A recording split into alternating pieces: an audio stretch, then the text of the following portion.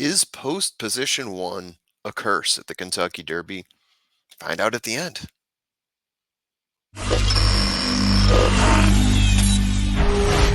Trust the Profits is proud to be sponsored by Game of Silks. Go to silks.io to get in the game.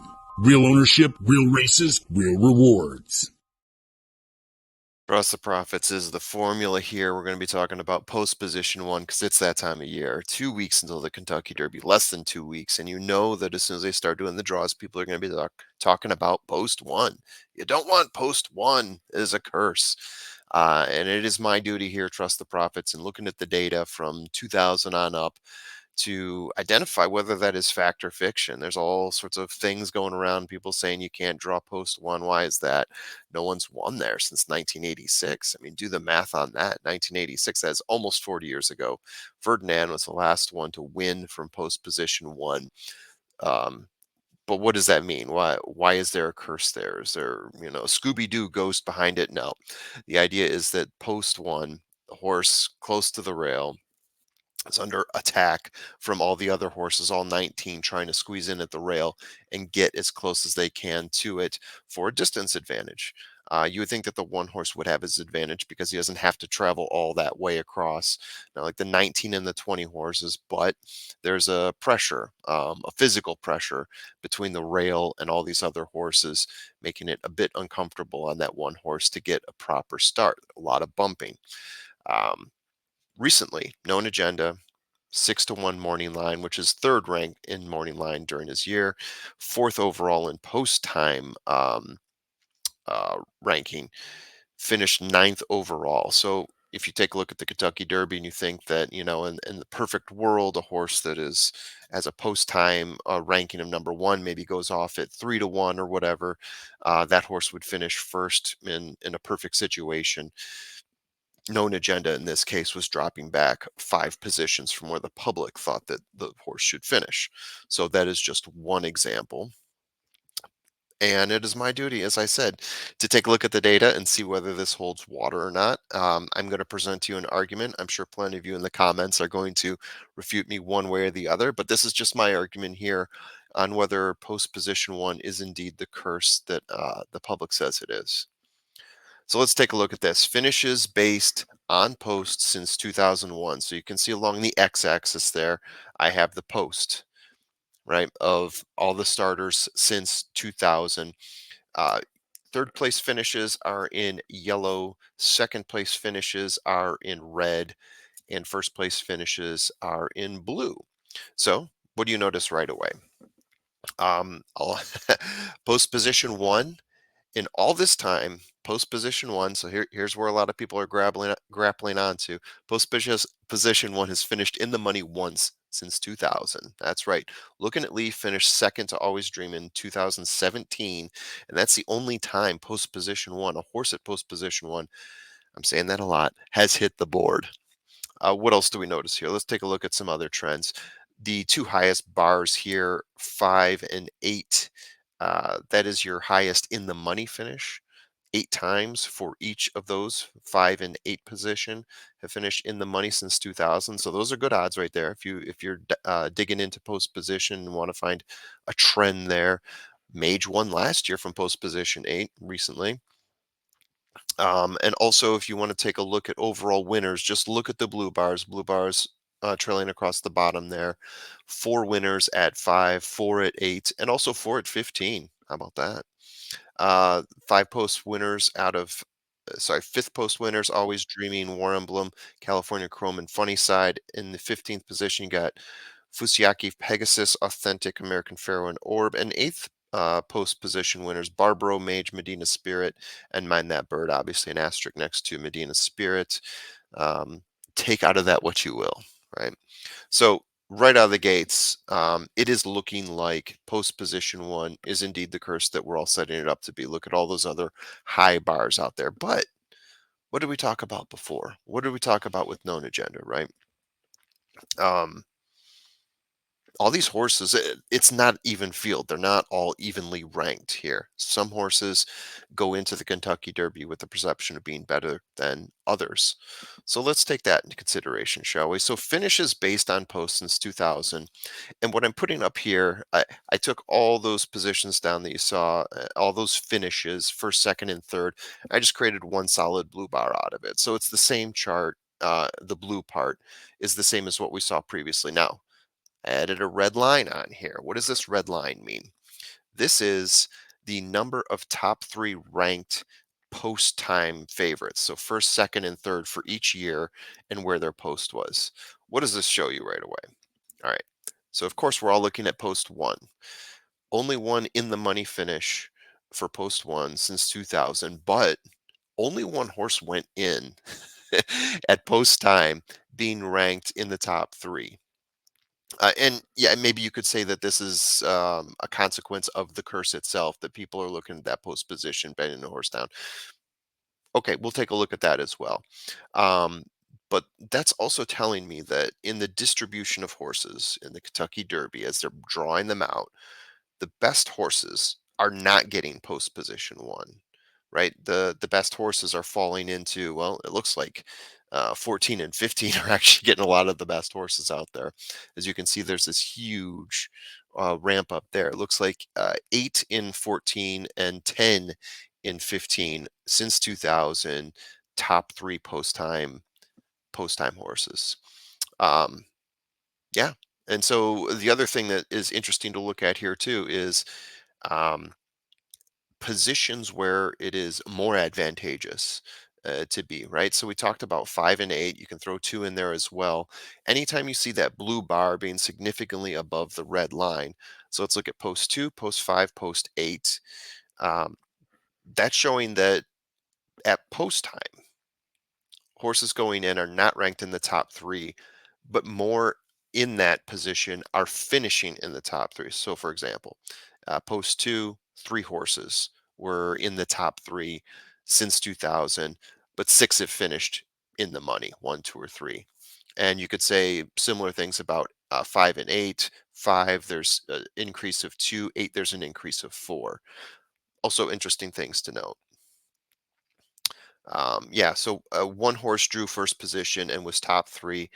Um, it was top three, and there was one post time favorite. So looking at Lucky, finished sixth, went off as a post time favorite at 6.3 to 1 after being morning line third overall. Um, rough twice early. So there was some bumping going on there. Going back to what people think about post one, right? So the horse was roughed up twice early, finished sixth when morning line was supposed to be third and post time was the favorite. So that's another example of a horse where you could say, hey, finished worst because of drawing in post one. On the other hand, looking at Lee, who finished second in 2017, went off at 33.2 to 1 and finished second. So that's the one time we finished in the money with post one. Looking at Lucky is the one time that a horse entered in as being a favorite or in the top three in post one. Okay, so another way to look at this, right? Let's take a look at the averages. Average post time rank by post. So in other words, at post time, if you take all the horses from 2000 to 2023 and you look at where they were ranked in their post time odds, all right, 15, 5, 7, and 8 are the tops, right? So averaging out to 7, 7.1, 8.3, 8.4. But really, I mean, you see a significance there, 15 and 5. The best horses are going into those positions, 15 and 5. Huge drop off. You get to 8.3 at 7. Where's one in all of this? One is averaging out at almost 11. If you look at where it's grouped in, it's near 17, and then you go down further from that, you got 20, 19, and 18 rounding out the bottom. That is where the horses of post one are. They are, again, post position one does not seem to be getting the best horses at those random draws. Okay, moving on to the next slide here. Yeah, so I'm going to show you a box plot. So really what that is, you've got four quartiles, the upper extreme, and then the two middle pieces In the middle line, there's the median, and then the lower quartile and the lower extreme. Just giving you a quick quick buzz on box plots as I show you this. Look out for it. Yeah. So for this one, um, again, we got each of the post positions down below. I don't know why it says 22 there. Don't worry about that for now, but each of the post positions down below. So for this chart, we looked at every horse, subtracted out where he's going to finish from where he actually finished. So in other words, um, if you had a post time ranking of 6 and you finished 10th, that'd be a -4. If you had a post time ranking of 10th and you finish 6th, that would be a +4. You take a look at all these different minuses and positives, and you come out with this box plot here of where you expect to finish out. So let's take a look at post 1. It is slightly above 0. So if 0 means on average, you get that post position, you finish where you expect to finish. If you go in post time third and you finish third, that's a 0, right? But we're saying with post 1 is over time, you gain actually half a position at post 1, or pretty close to even, I would say. The second post position right next to it has a median of +1. So second position, you get a bump up of 1 in your from your post time to your post time ranking to where you actually finish. 13 had the highest median of all. So if you scroll over to 13, kind of at the end there, you see that's bumped up above the rest there. You get an increase of +3 from your post time to your post time ranking to your actual finish. The worst is 17 with a -3. And surprisingly, 5 and 8 both have medians of 0. Very interesting, I think. And let's take a look at this. So that means some of these horses are actually doing better than expected. On average, it seems like a few more are because we got a +1 in that first post position. So which ones are the biggest movers? In 2007, Sedgefield finished fifth as a +15, as his post time odds were 58.6 to 1. Then you look at 2017, we talked about looking at Lee already, finishing second, moving up 11 spots from where his post time ranking was when he went off at 33.1 to 1. In 2004, Limehouse finished fourth, which is a +10 from his 41.7 to 1 odds that he went off at. And just to give you an example, not to say he's the fourth ranked, but this is the most recent example we have. Hit Show. You remember Hit Show? Hit Show is great. 24 to 1, which is 11th in terms of ranking against post time odds. He finished fifth for a +6. And again, let's take a look at what's interesting about those horses. Looking at Lee, a deep closer coming from 16th at the 3/4 mile mark to get that second place finish. The rest of them were all around sixth place at the 3/4 mile mark. So three of these horses are actually sitting fairly close to the pace, not on the pace, not setting the pace, but maybe another tier off, waiting for their chance and closing at the end. So what do we have here? Shall we conclude this? So in my opinion, the data does not reflect that the first position is cursed. If anything, you get maybe a little bit of an advantage out of it, and it's probably a lot based on your horse and the style and where their pace position is. Right? Data shows that horses drawing this position in the last 23 years have not been top three ranked horses for the Kentucky Derby, as I was showing you on that one slide. Um, Even though the 15th position has produced 5 in the money horses since 2000, it shows that is a general disadvantage as 10 horses were rated in the top 3 for their respective years. And the box plot shows a median of, I think it corrected to -3 for the field.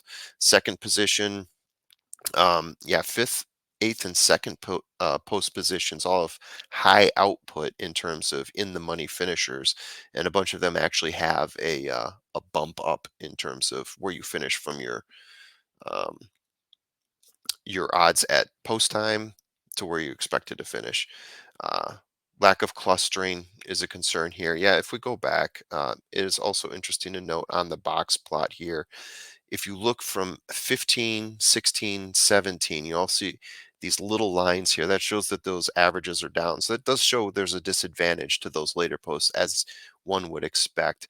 It goes off to 19 too. For some reason, you get a bump up when you get to 18 and then like slightly even at 20. which seems suspicious. You would expect that to ramp down.